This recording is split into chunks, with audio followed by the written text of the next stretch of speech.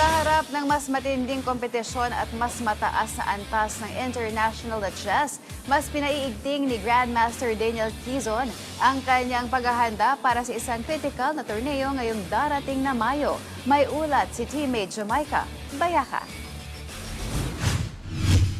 Hindi lamang karangalan, kundi isang malaking hamon ang kaharap ng 21 anyos na Grandmaster na si Daniel Quezon sa 21st Asian Continental Chess Championships sa Ulaanbaatar, Mongolia sa Mayo. Bukod sa pagtatapat sa mga pinakamahuhusay na manlalaro sa Asia, nakataya rin dito ang tsansa niyang makapasok sa 2027 World Cup. Kaya naman doble kayod ang batang Grandmaster sa paghasa ng kanyang calculation, disiplina at consistency na aniya ay mga sandatang kailangan upang makasabay sa pinakamatitinding kalaban sa mundo.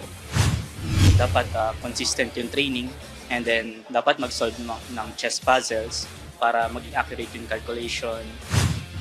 Sa gitna ng matinding paghahanda, sandigan din ni Quezon ang kanyang mga karanasan sa Professional Chess Association of the Philippines o PCAP, kung saan siya ay kasapi ng Pasig City Kings. Ngunit higit pa sa mga panalo, malinaw ang kanyang mas malaking misyon. Ito ang makabalik at mapataas ang kanyang FIDE rating sa 2500, isang mahalagang patanda ng elite na antas sa chess. Sa kasalukuyan, nasa 2432 ang kanyang live rating.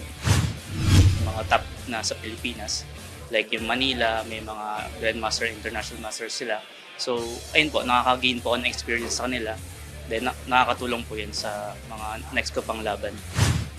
Matatanda ang nag-uwi si Quezon ng isang silver at 2 bronze medals sa 33rd Southeast Asian Games sa Thailand, patunay ng kanyang kakayahang makipagsabayan sa rehiyon. Ngayon, mas mataas ang antas ng kanyang target, hindi lamang para sa kanyang sarili kundi para sa bandila ng Pilipinas. Bit-bit ni Quezon ang kumpiyansa at determinasyong muling ipakita ang husay ng Pilipinong manlalaro sa global stage.